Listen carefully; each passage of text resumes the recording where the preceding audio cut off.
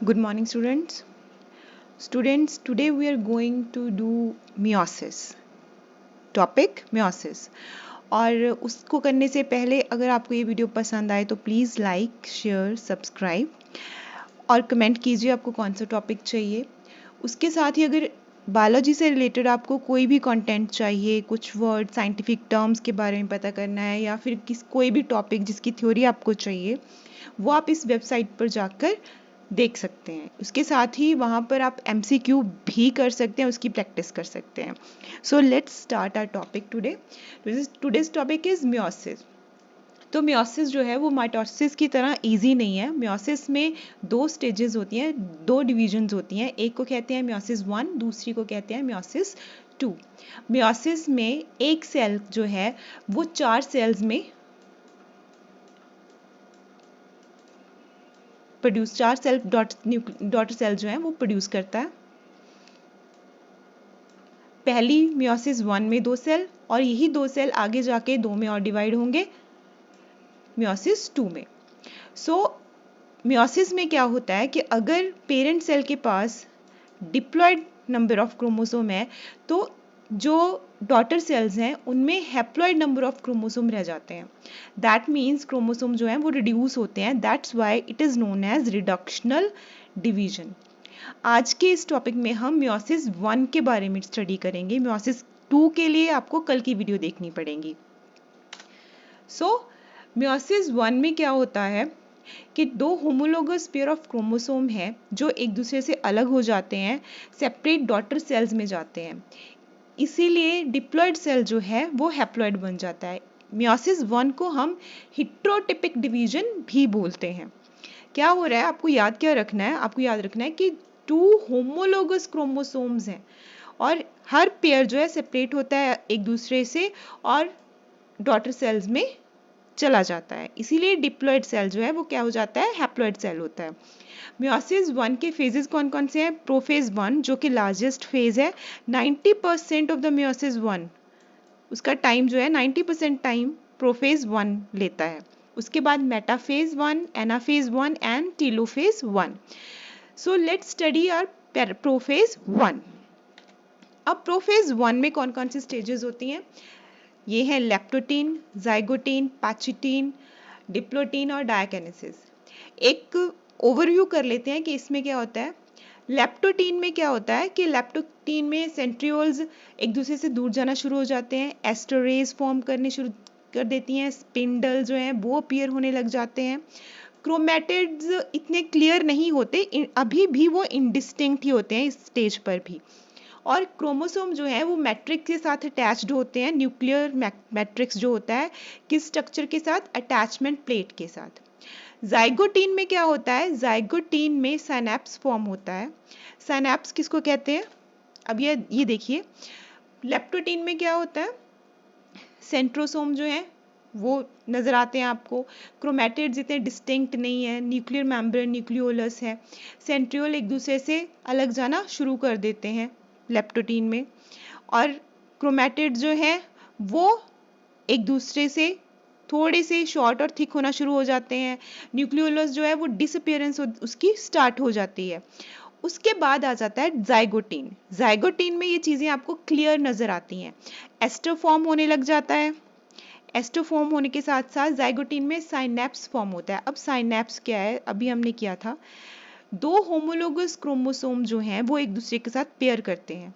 इन दोनों homologous chromosomes को क्या कहते हैं? बाइब्लेंट कहते हैं। इसको हम बाइब्लेंट कहते हैं। दैट मीन्स होमोलोगस क्रोमोसोम्स क्या होते हैं कि एक क्रोमोसोम कहाँ से आता है?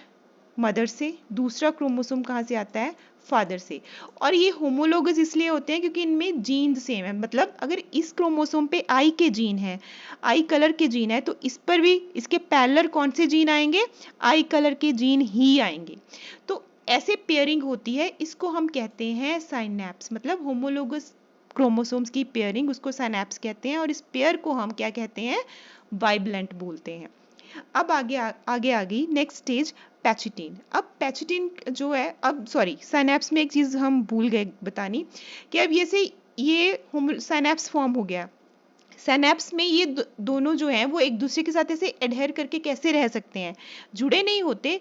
इनके बीच एक साइनेप्टोनीमल कॉम्प्लेक्स बनता है फाइबर्स का, जो इनको एंड तक एक साथ पैरेलल कंडीशन में रखता है। उसके बाद नेक्स्ट स्टेज आ जाती है पैचिटीन। इसमें क्या होता है, इसमें ये इसको मेन इसलिए माना जाता है क्योंकि इसमें क्रॉसिंग ओवर हो जाती है बिटवीन नॉन सिस्टर क्रोमैटिड्स। अब नॉन सिस्टर क्रोमैटिड्स कौन से होते हैं, ये जो है जो एक क्रोमोसोम सेम क्रोमोसोम के जो क्रोमैटिड्स हैं, जैसे ये मैं बना रही हूँ, ये क्रोमैटिड जो हैं ये दोनों ये सिस्टर क्रोमैटिड्स हैं। इसके साथ जो होमोलोगस क्रोमोसोम पड़ा हुआ है उसके जो क्रोमैटिड्स हैं, इसके और इसके, ये दोनों नॉन सिस्टर क्रोमैटिड्स हैं। अब पैचिटीन में क्या होगा, ये non sister chromatids crossing over करते हैं, मतलब यहाँ से ये पोर्शन जो है इस पे क्रॉस कर जाएगा, ये यहाँ पर आ जाएगा, ऐसे ही ये यहाँ पर, ये यहाँ पर। तो जीन जो है, जो इस पर जीन्स हैं वो इधर चले जाएंगे, इस पर जो जीन्स हैं वो इधर चले जाएंगे जब क्रॉसिंग ओवर होगी। अब क्रॉसिंग ओवर में ये जो यहाँ से ये कटेगा, ये आकर जुड़ेगा, तो इसको काटने का और जोड़ने का काम दो एंजाइम करते हैं। जो यहाँ से इसको अलग करेगा, एंजाइम कट करेगा, उसको कहते हैं एंडोन्यूक्लिएज। कौन सा एंजाइम होता है वो, एंडोन्यूक्लिएज। और एनीलिंग का काम करता है लाइगेज, मतलब इनको जोड़ने का काम कौन कर रहा है, लाइगेज कर रहा है।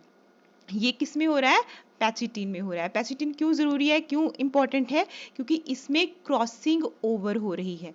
क्या हो रही है, क्रॉसिंग ओवर। और जिस पॉइंट पे क्रॉसिंग ओवर हो रही होती है, जैसे यहाँ पर क्रॉसिंग ओवर हो रही है, तो इस पॉइंट को हम कहते हैं क्याज़मेटा। क्या कहते हैं, क्याज़मेटा। अब नेक्स्ट स्टेज है डिप्लोटीन। अब डिप्लोटीन में क्या होगा, ये जो है फोर्सेस यहाँ से थोड़ी टूटना शुरू हो जाएंगी, जो सिनेप्टोनीमल कॉम्प्लेक्स बना था ये अलग होने शुरू हो जाएंगे। Got it. उसके साथ ही टेट्राड जो फॉर्म हुआ है, मतलब ये दोनों 4 क्रोमोसोम्स जो फॉर्म हुए हैं वो एक दूसरे से अलग हो जाते हैं सिर्फ एक पोजीशन को छोड़कर, और अलग होने को क्या कहते हैं, डिसजंक्शन। एक्सेप्ट एट क्याज़मेटा, जहां पर क्रॉसिंग ओवर हो रही है वहां पर वो अलग नहीं होते। क्रोमैटिड जो है वो डिप्लोटीन में ज्यादा डिस्टिंक्ट होते हैं और टेट्राड हमें क्लियर नजर आता है। यहाँ तक आते आते जो न्यूक्लियाई इन्वेल्व है वो डिसअपियर होना शुरू हो जाता है। हमें लगता है कि पूरी तरह डिसअपियर हो गया, बट प्रॉपर उसकी डिसअपियरेंस होती है next stage of prophase, that is diakinesis में। क्रोमोसोम कंडेंसेशन टेक्स प्लेस, क्याज़मेटा यहाँ पर बिल्कुल टूट जाता है। उसके बाद जो न्यूक्लियाई है, न्यूक्लियर एनवेल्प है, डिसअपियर हो जाते हैं। यहाँ देखिए डाइकाइनेसिस में न्यूक्लियोलस आपको नजर नहीं आ रहा, न्यूक्लियर एनवेल्प जो है, न्यूक्लियर मेम्ब्रेन डिसअपियर होने लग गई है। एस्टर जो है वो बिल्कुल एस्टर लाइंस हो गई हैं, यहाँ पे स्पिंडल फॉर्म होना शुरू हो जाता है, स्पिंडल फाइबर जो हैं वो आने लग जाते हैं। यहाँ पे क्रॉसिंग ओवर आराम से आपको नजर आ रही है, जैसे इसका पोर्शन यहाँ पर है और इसका पोर्शन यहाँ पर है। तो नॉन सिस्टर क्रोमैटिड्स में क्रॉसिंग ओवर हुई है। क्रॉसिंग ओवर कहाँ पर होती है, पैकिटीन में। और डिप्लोटीन में क्या होता है, साइनेप्टोनीमल कॉम्प्लेक्स जो है वो टूट जाता है, ये दोनों अलग अलग हो जाते हैं सिर्फ एक पॉइंट को छोड़ के, क्याज़मेटा को। Got it. अब हम नेक्स्ट जाते हैं, ये प्रोफेज डायकाइनेसिस पे हमारा खत्म हो जाता है। अब नेक्स्ट स्टार्ट होता है मेटाफेज 1। अब मेटाफेज 1 जो है माइटोसिस से अलग क्यों है, वहां पर क्या था कि किनेटोकोर सिंपल सिंगल क्रोमोसोम्स थे ऐसे, एक ही क्रोमोसोम था, एक किनेटोकोर लगे हुए थे, और ये इधर को मूव कर जाता है, हाफ हाफ इधर को मूव कर जाता है। यहाँ पर क्या है, ये प्रॉपर क्रोमोसोम है, ठीक है। किनेटोकोर 2 लगे हुए हैं, यहाँ पर एक डिस्क है, यहाँ पर एक डिस्क है जो इसको स्पिंडल से जोड़ती है, यहाँ पर इधर। यहाँ से ये जो इक्वेटोरियल प्लेट पे लगे हुए हैं, अब यहाँ से ये इस साइड मूव करेगा, ये इस साइड मूव करेगा, ये इस साइड मूव करेगा, ये पूरे का पूरा इस साइड मूव करेगा। जैसे आपको ये मेटाफेज 1 में क्या होता है, ये क्रोमोसोम किस पर आ जाते हैं, इक्वेटोरियल प्लेट्स पे, और स्पिंडल फाइबर से इन्हें कौन जोड़ के रखता है? किनेटोकोर, जो डिस्क लाइक स्ट्रक्चर होता है, सेंट्रोमियर के साइड में पड़ा होता है। ये आपको पहले लास्ट वीडियो में बताया था। अब एनाफेज में क्या होगा? इनकी मूवमेंट शुरू हो जाएगी। जैसे मसल कॉन्ट्रैक्शन होती है वैसे इनकी मूवमेंट होती है। ये क्रोमोसोम जो है वो पूरे के पूरे इस साइड मूव कर रहे हैं, ये इस साइड मूव कर रहे हैं, ये इस साइड और ये इस साइड। दैट मीन्स एक क्रोमोसोम इधर गया, इसका ये वाला एक इधर गया, ये वाला इधर गया, ये वाला इधर गया। अब नेक्स्ट टीलोफेज में क्या है? फिर से स्पिंडल जो है वो डिस्पेयर होने लगता है, न्यूक्लियर मेम्ब्रेन आने लगती है, एस्टर वगैरह जो है, सेंट्रियोल है जो वो डिसअपियर होने लगता है। यहाँ पर न्यूक्लियोलस जो है वो आप अपीयरिंग शो कर रहा है, वो अपीयर होने लगता है। टीलोफेज 1 में ये सब कुछ होता है। उसके बाद क्या होगा? साइटोकाइनेसिस भी होने लगती है। मतलब एनिमल सेल है, यहाँ पर फरो बनेंगी एक सिंपल सी, और ये डिवाइड हो जाएंगे 2 डॉटर सेल्स में। प्लांट सेल में क्या होगा? यहाँ पे सेल प्लेट फॉर्म होगी और फिर ये 2 अलग अलग डॉटर न्यूक्लियाई में, डॉटर सेल्स में कन्वर्ट हो जाएंगे। यहाँ पर अगर आप देख रहे हो, पहले सेल में यहाँ पर 1 2 3 4 क्रोमोसोम्स थे। अब डॉटर सेल में कितने हैं? इसमें 2 हैं, इसमें 2 हैं, मतलब नंबर ऑफ क्रोमोसोम क्या हो गया है? हाफ हो गया है। That's why it is called reductional division. इसकी थ्योरी सारी लिखी हुई है, आप पढ़ भी सकते हो। एक बात और, एनाफेज में, हाँ, एनाफेज में जब यहाँ पर ये मूवमेंट हो रही है, हाफ इधर जा रहे हैं, हाफ इधर जा रहे हैं, ये किस प्रिंसिपल के बेस पे हो रही है? मेंडेलियन प्रिंसिपल के इंडिपेंडेंट असॉर्टमेंट पे। मतलब दोनों क्रोमोसोम सेग्रीगेट होते हैं, मूवमेंट होती है उनकी 2 अलग अलग डॉटर सेल्स में। Got it?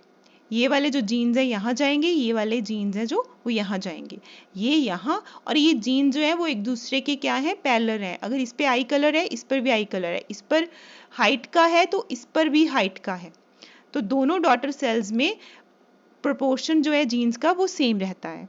Got it? Cytokinesis आपको बताइए, एनिमल सेल में अलग होती है, प्लांट सेल में अलग। और ये डॉटर सेल जो है अब अंडरगो करेंगे, कहाँ जाएंगे वो? मियोसिस 2 में, जो हम कल करेंगे। So that's all for today. I hope you like the video. Please like, share and subscribe. और अगर आपको कुछ और थ्योरेटिकल पोर्शन चाहिए तो आप इस वेबसाइट पर विजिट कर सकते हैं। Thank you so much for watching.